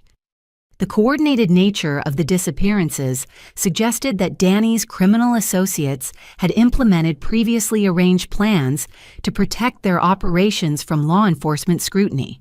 Federal agents were dealing with an organized criminal enterprise rather than a single desperate individual attempting to avoid prosecution. Late that afternoon, Sarah received a phone call that changed the entire dynamic of our situation. Danny had contacted my father's office demanding to speak with me directly and threatening immediate harm to our parents if I did not agree to meet with him at a location of his choosing. He is claiming that he has evidence that will destroy Dad's reputation and send him to federal prison for decades, Sarah reported after the call ended.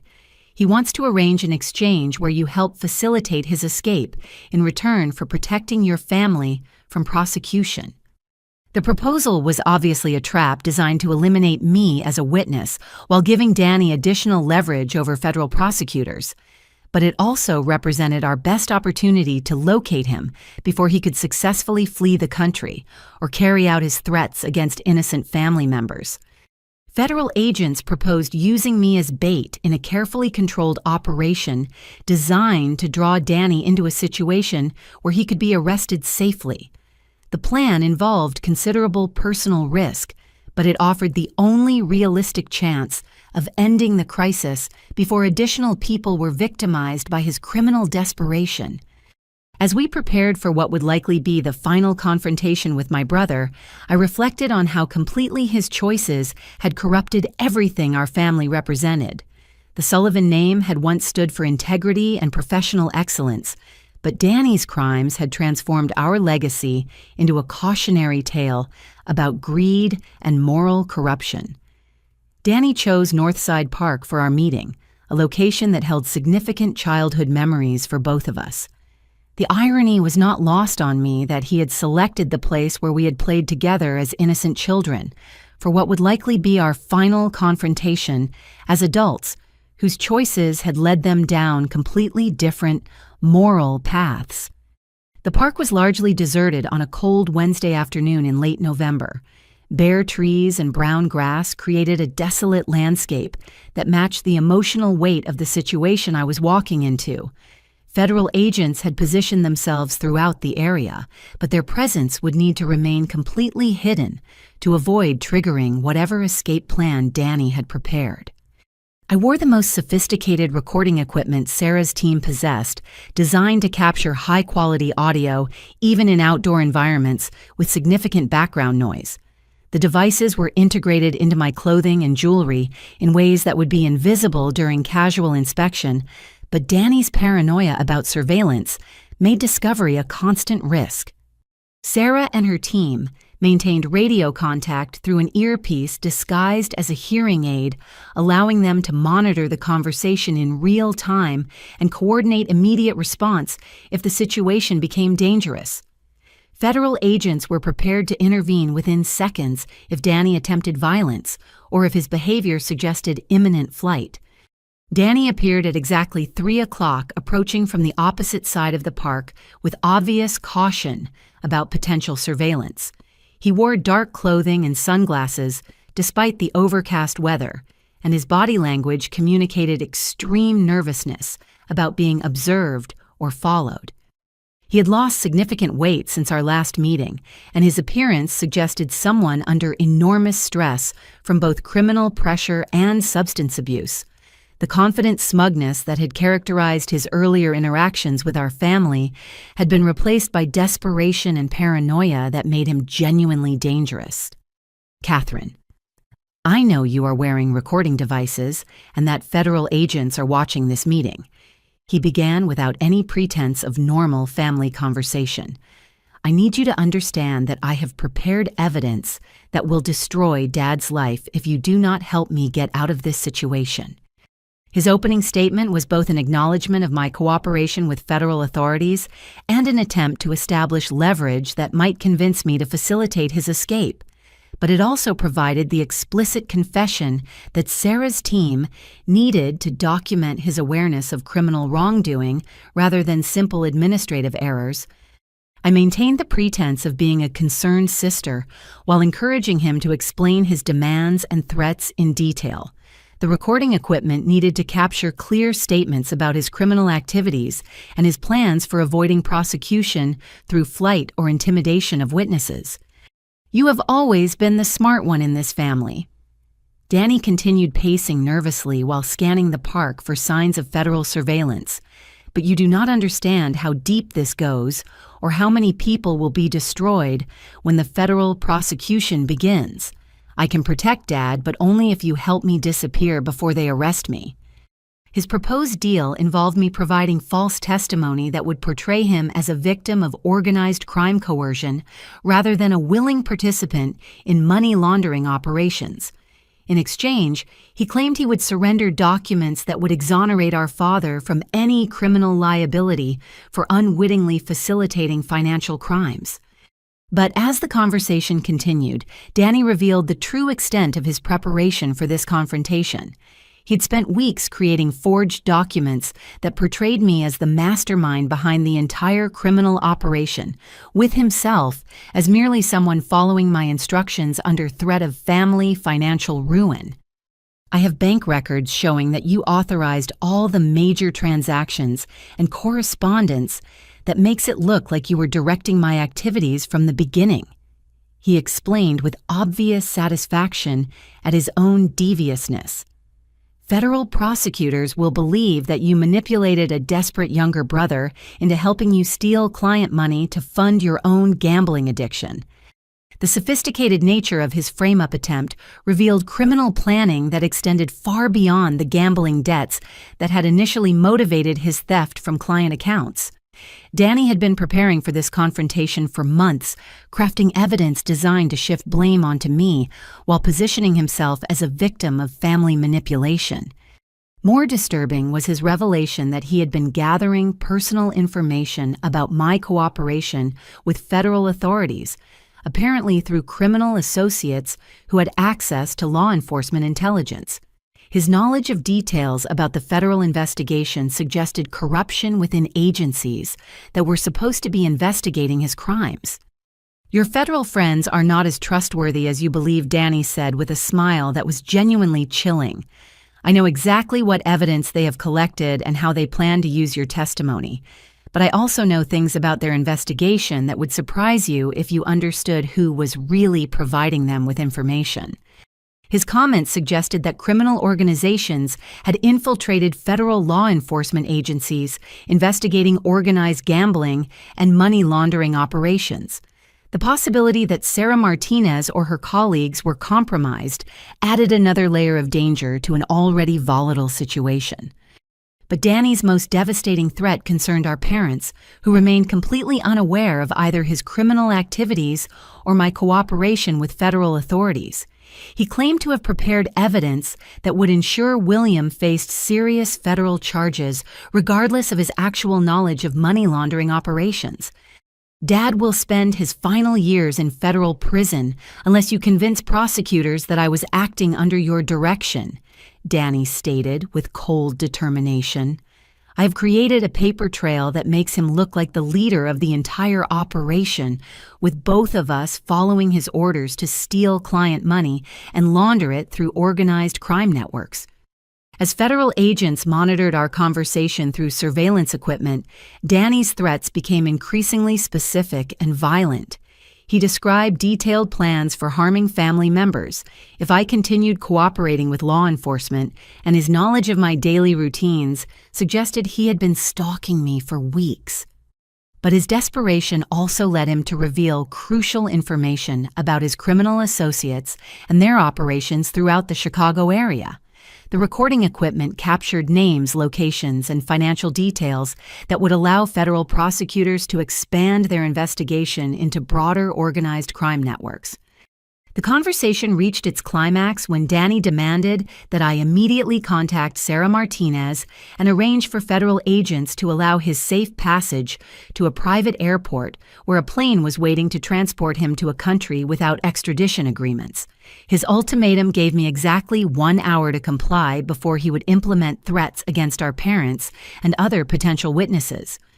You have 60 minutes to prove that family loyalty means more to you than cooperation with federal agents who will abandon you as soon as this case ends, he said, checking his watch with theatrical precision. After that, Dad becomes the primary target of a federal prosecution that will destroy everything our family has worked to build for 3 generations.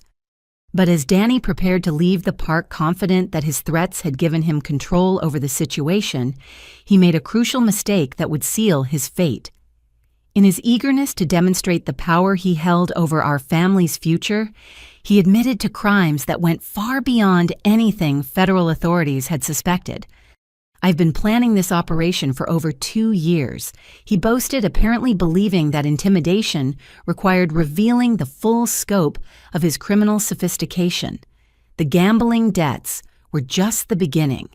I identified weaknesses in law firm financial systems and developed relationships with criminal organizations that could help me exploit those vulnerabilities systematically. His confession revealed that Danny's crimes were not the result of desperate attempts to pay gambling debts, but rather a carefully planned criminal enterprise designed to exploit elder law clients and their trust in professional authority. The recording equipment captured admissions that would support federal charges carrying potential life sentences, rather than the shorter prison terms associated with simple embezzlement. As Danny walked away from our confrontation convinced that he had established control over the situation through threats and intimidation, federal agents closed in from multiple directions. His arrest was swift and decisive, ending months of criminal activity that had victimized dozens of innocent people while corrupting the family business that represented 3 generations of honest legal work. But even as federal agents placed him in custody, Danny attempted one final act of violence that demonstrated his complete lack of remorse for the destruction he had caused. His attack on me was prevented only by the immediate intervention of agents who'd been monitoring our conversation and were prepared for exactly this type of desperate response. Danny's arrest on federal charges of money laundering, elder abuse, and conspiracy sent shockwaves through Chicago's legal community and our family's personal world. The carefully constructed facade of family unity and professional respectability crumbled within hours as news of his crimes spread throughout the networks of attorneys, judges, and court personnel who had known the Sullivan name for 3 generations. Federal prosecutors filed a comprehensive indictment that detailed 27 separate criminal counts, each carrying potential prison sentences that could result in Danny spending the remainder of his life in federal custody.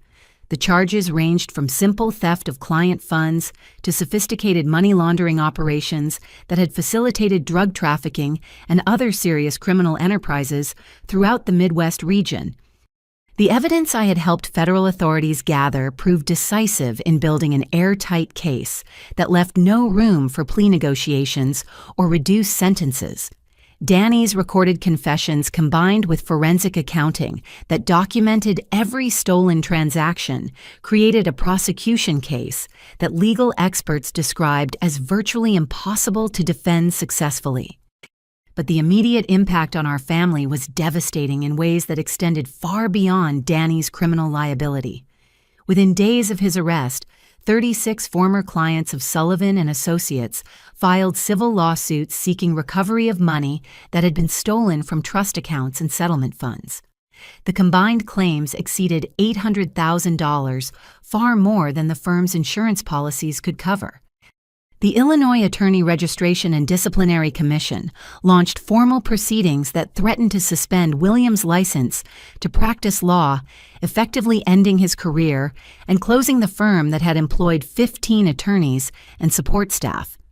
Even though federal prosecutors acknowledged that he had been an unwitting victim of Danny's manipulation, professional responsibility rules held him accountable for failing to properly supervise trust account management. More personally devastating was watching my father confront the full extent of his son's betrayal and his own failure to recognize obvious warning signs. William aged visibly during the weeks following Danny's arrest as the reality of what had happened destroyed his faith in his own judgment and professional competence. I found him in his office one evening sitting alone among boxes of client files that would need to be transferred to other attorneys as Sullivan and Associates prepared to close permanently. The man who had once commanded respect throughout Chicago's legal community looked broken and defeated, struggling to understand how everything he had worked to build could be destroyed by someone he had trusted completely. "Catherine, I owe you an apology that no words can adequately express," he said when he noticed me in the doorway. "You tried to warn me about Danny's criminal activities, and I not only refused to listen, but actively worked to prevent you from practicing law anywhere in Chicago. My prejudice and blind loyalty have destroyed everything our family represented." His acknowledgement of the gender bias that had influenced his decisions was both gratifying and heartbreaking. The man who had once told colleagues that I would carry on the family tradition had ultimately rejected me because deep-seated assumptions about women's capabilities had overridden his knowledge of my actual qualifications and character. But even more painful was learning about the specific victims whose trust in the Sullivan family name had been exploited by Danny's criminal greed. Federal investigators shared details about elderly clients whose life savings had been stolen while they believed their money was safely held in trust by attorneys who cared about their welfare.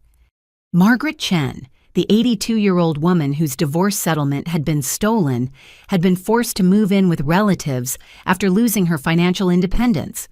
Robert Washington, the workers' compensation recipient, had been unable to afford necessary medical treatments while believing administrative delays were preventing access to his settlement money. Each victim's story represented not just financial loss, but betrayal of the fundamental trust that clients place in their attorneys. These were vulnerable people who had relied on the Sullivan family reputation during some of the most difficult periods of their lives, only to discover that their trust had been exploited for personal enrichment by someone who viewed their vulnerability as an opportunity. The civil lawsuits filed against Sullivan and Associates would eventually be resolved through a combination of malpractice insurance personal assets and a victim compensation fund established through federal asset forfeiture proceedings. But the financial recovery could never fully restore the security and dignity that Danny's crimes had stolen from people who deserved protection rather than exploitation. The broader impact on Chicago's legal community was equally significant. The scandal prompted regulatory reviews of trust account management procedures at other firms and legislative discussions about enhanced supervision requirements designed to prevent similar crimes. The Sullivan family name, which had once represented professional excellence, became a cautionary tale about the importance of proper oversight and accountability in legal practice. Media coverage of Danny's crimes and federal prosecution created additional challenges for our family's recovery efforts. Television news reports and newspaper articles detailed the money laundering scheme and its impact on elderly victims, ensuring that the Sullivan name would be associated with criminal activity for years to come. But perhaps the most devastating revelation came when federal prosecutors revealed the full scope of Danny's manipulation of our father's trust and professional judgment. Evidence showed that Danny had been systematically exploiting William's declining attention to administrative details while using his position as heir apparent to gain access to sensitive financial information. The recordings I had gathered demonstrated how skillfully Danny had presented criminal money laundering transactions as routine administrative improvements, exploiting his father's busy schedule and natural inclination to delegate operational details to someone he trusted completely. William had unknowingly become an accessory to serious federal crimes while believing he was supporting his son's legitimate efforts to modernize firm operations. As the legal proceedings against Danny moved forward, federal prosecutors offered William immunity from criminal prosecution in exchange for his cooperation in building cases against the organized crime figures who had controlled the money laundering network. His willingness to testify against dangerous criminals required considerable courage, but it also provided his only realistic path toward avoiding federal charges that could result in decades in prison. The immunity agreement also required William to surrender his law license voluntarily and accept permanent disbarment from legal practice. The career that had defined his identity and provided purpose for his life would end in professional disgrace, even though he had been more victim than perpetrator of the crimes that had destroyed his firm. In a gesture that came too late to repair the damage he had caused, but demonstrated genuine remorse for his treatment of me, William approached me with an offer to transfer ownership of Sullivan and Associates entirely into my name. The firm would face immediate closure due to pending litigation and regulatory sanctions, but its assets and client relationships could potentially be salvaged under new management that was not associated with the criminal scandal. Catherine, I know this offer cannot undo the harm I have caused or restore the opportunities I destroyed through my prejudice and poor judgment, he said during our final conversation in the office, where I had once dreamed of practicing law alongside him. But if there is any way for you to rebuild something positive from the wreckage of our family's legacy, you have my complete support and blessing. His offer was generous but impractical given the legal and financial challenges facing the firm. More importantly, I had already begun building a different kind of legal practice that would allow me to help victims of financial crimes rather than simply representing traditional family law matters. The path forward lay not in inheriting the damaged remnants of our family's practice, but in creating something entirely new that reflected my own values and professional goals. The months following Danny's arrest brought vindication that exceeded anything I could have imagined during those dark weeks when I had faced eviction and professional exile. Federal authorities not only publicly acknowledged my crucial role in exposing the money laundering operation, but recommended me for special recognition from the Illinois State Bar Association for my courage in protecting elderly clients from ongoing financial exploitation. Sarah Martinez helped me establish Catherine Sullivan Legal Services, a practice specializing in elder law and financial fraud prevention that attracted clients who had been victimized by similar schemes throughout the Chicago area. My cooperation with federal authorities had given me unique expertise in identifying and combating financial crimes that targeted vulnerable populations, creating a niche practice that served both important social purposes and my own professional goals. The first major case involved representing 12 elderly clients whose retirement savings had been stolen by an estate planning attorney who had used techniques similar to Danny's methods. My testimony about money laundering indicators and trust account manipulation proved crucial in securing criminal convictions and civil judgments that recovered over $600,000 for victims who had thought their money was permanently lost. More significantly, the Federal Bureau of Investigation awarded me a contract to provide training seminars for law enforcement agencies throughout the Midwest region on financial crimes targeting elderly victims. The work involved traveling to police departments, prosecutors' offices, and regulatory agencies to share knowledge I had gained through my undercover investigation of Danny's criminal network. The training programs were deeply satisfying because they allowed me to transform my family's tragedy into a tool for protecting other potential victims. Each seminar reached dozens of law enforcement professionals who would be better equipped to recognize and investigate similar crimes in their own jurisdictions, potentially preventing thousands of elderly people from losing their life savings to criminals who exploited professional trust. My practice grew rapidly as word spread about my expertise in financial fraud cases and my commitment to representing victims rather than perpetrators. Within 6 months, I had hired 2 associate attorneys and 3 support staff members, creating employment opportunities while building a firm that reflected my own values about professional responsibility and client advocacy.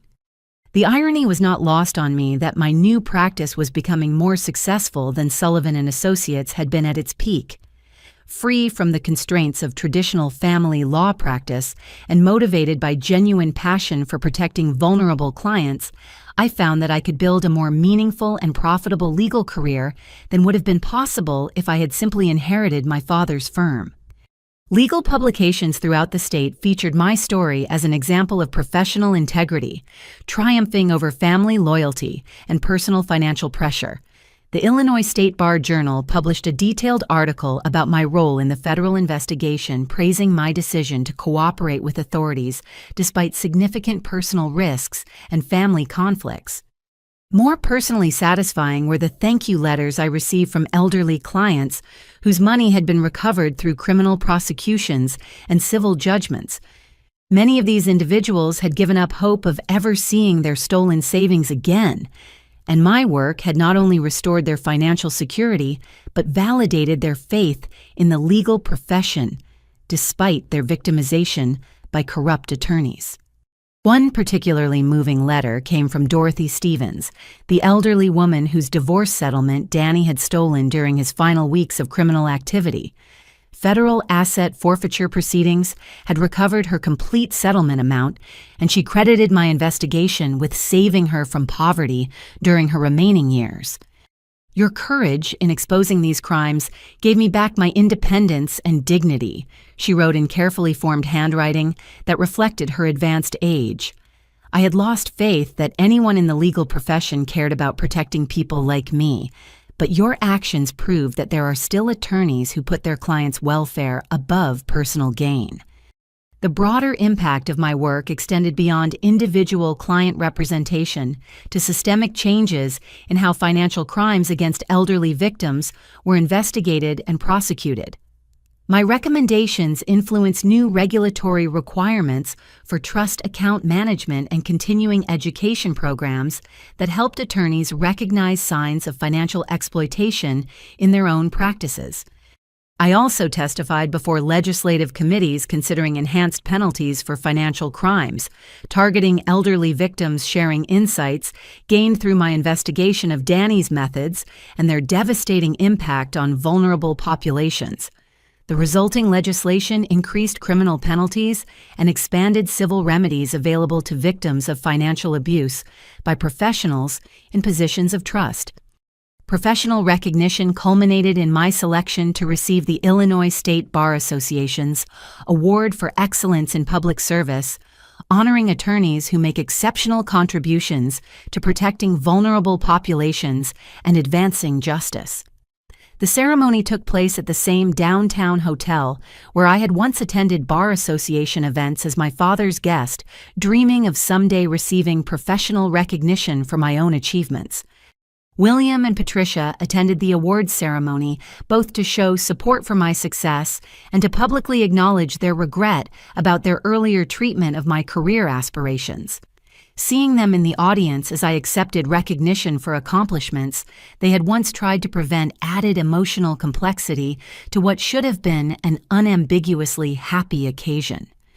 My acceptance speech focused on the importance of legal professionals taking responsibility for protecting clients from exploitation, rather than simply pursuing personal financial success.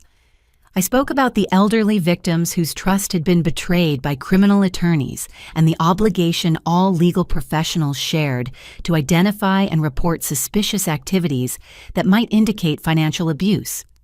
But perhaps the most meaningful recognition came from former clients whose cases had been resolved successfully through my work. Several elderly individuals attended the ceremony specifically to show their appreciation for my representation, and their presence reminded me why I had chosen to specialize in protecting vulnerable populations, rather than pursuing more traditionally prestigious practice areas.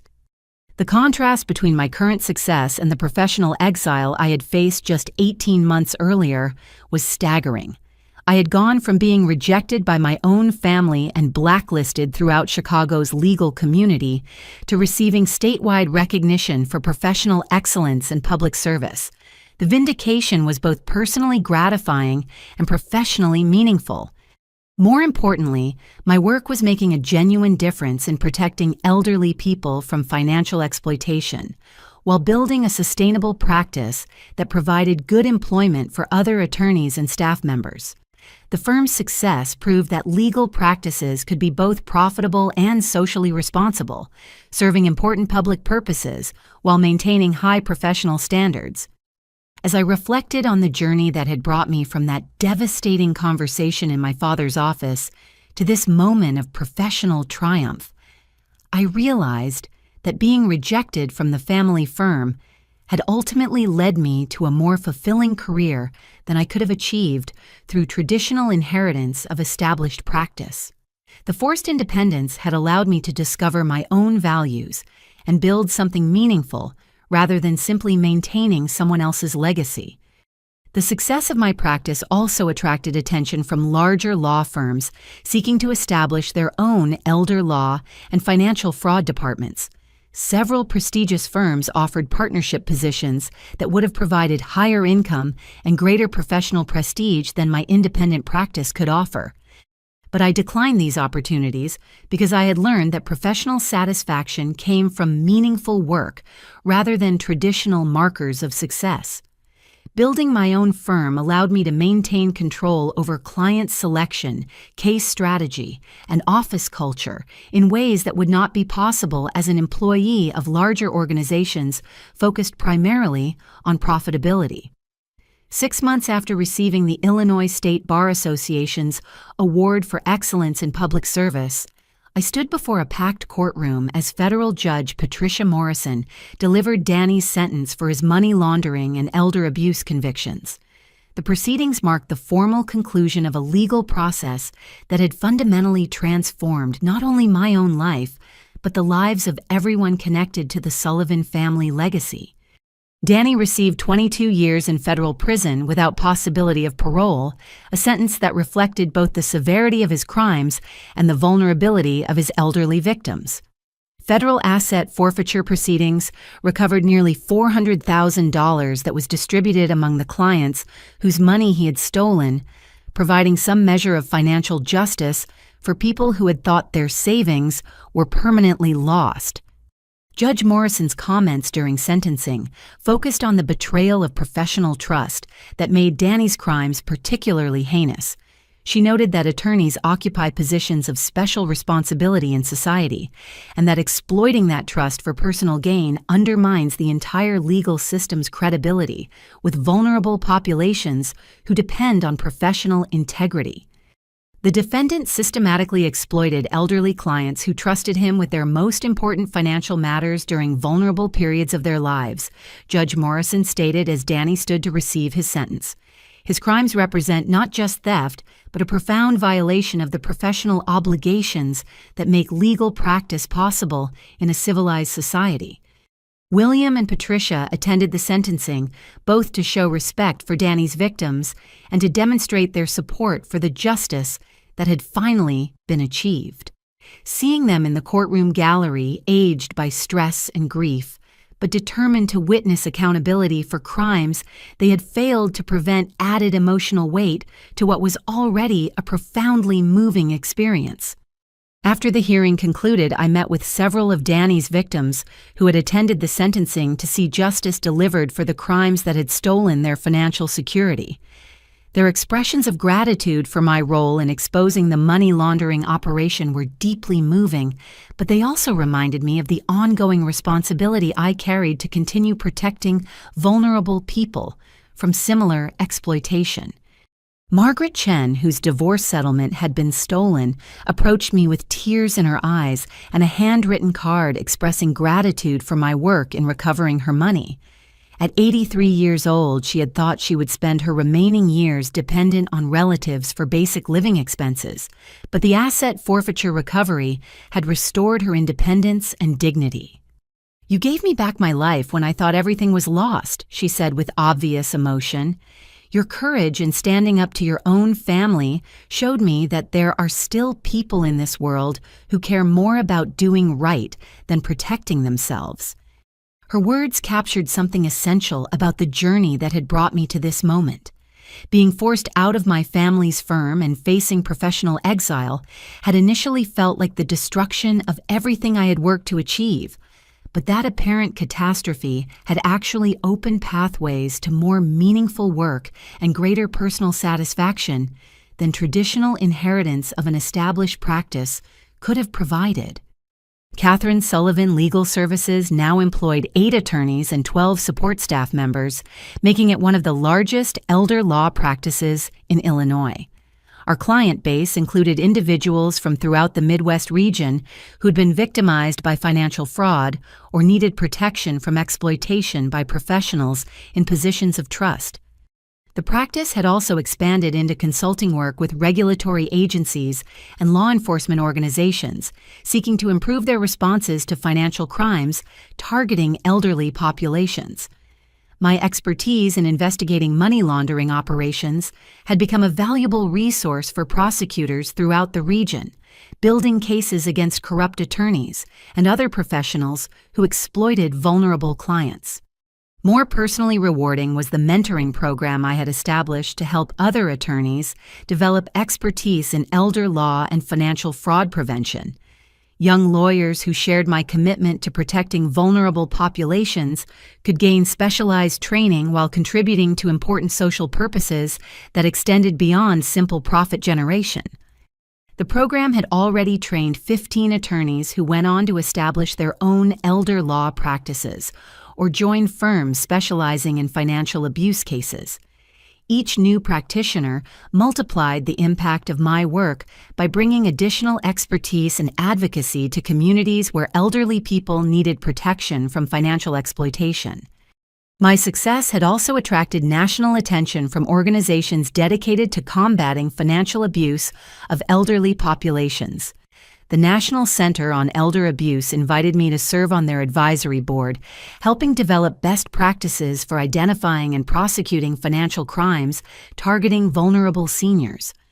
This work involved traveling throughout the United States to speak at conferences, train law enforcement personnel, and consult with attorneys' general offices developing new approaches to financial abuse prosecution. The national platform allowed me to influence policy and practice in ways that multiplied the protective impact of my individual casework. But perhaps the most meaningful recognition came from within my own family as William and Patricia came to understand how completely their gender bias and blind loyalty to Danny had corrupted their judgment about their children's character and capabilities. Their acknowledgement of these mistakes was both personally healing and professionally validating. During a family dinner at my new home in Lincoln Park, William raised his wine glass in a toast that summarized the journey we had all traveled from family dysfunction to professional redemption. His words reflected genuine understanding of how his prejudice had nearly prevented me from discovering my true potential. To Catherine, whose courage and integrity saved our family from complete disgrace, while building something more meaningful than anything we could have left her through inheritance. Your success proves that the greatest gift we can give our children is the opportunity to discover their own path rather than simply following ours. The toast was emotional for all of us because it acknowledged not just my professional success, but the personal growth that had made that success possible. Being forced to build my own career from nothing had taught me resilience, independence, and clarity about my own values that traditional inheritance could never have provided. My story had also influenced other families struggling with similar conflicts between tradition and individual potential. I regularly received letters from young women whose families discouraged their career aspirations, seeking advice about how to pursue professional goals despite familial opposition. I always encouraged these women to remember that family opposition often reflected fear and misunderstanding rather than malice, and that persistence and professional excellence could eventually change minds that initially seemed closed to new possibilities. My own experience proved that apparent rejection could sometimes lead to opportunities that exceeded original dreams and aspirations. The broader lesson of my journey extended beyond gender discrimination to fundamental questions about courage, integrity, and the importance of standing up for vulnerable people, even when doing so requires personal sacrifice. Danny's crimes had victimized dozens of elderly people who trusted professionals to protect their interests, and exposing those crimes had required risking everything I thought I wanted to achieve what I actually needed to become. Looking back on the devastating conversation in my father's office that had started this entire journey, I could see that being rejected from Sullivan and Associates had actually been the best thing that ever happened to my professional development. Traditional inheritance would have limited me to maintaining someone else's legacy rather than building something uniquely mine that reflected my own values and priorities. The forced independence had also taught me that true professional satisfaction comes from meaningful work that helps vulnerable people rather than from traditional markers of success, like prestigious partnerships or inherited practices. Building my own firm allowed me to align my daily work with my deepest values in ways that would not have been possible as an employee of someone else's organization. As I prepared to speak at yet another conference about financial fraud prevention, I reflected on how completely my life had changed since that day when I walked out of my father's office with nothing but my bar exam notes. That apparent ending had actually been a beginning opening possibilities that I could never have imagined while I was focused on inheriting rather than creating. What advice would you give to someone facing family opposition to their professional dreams?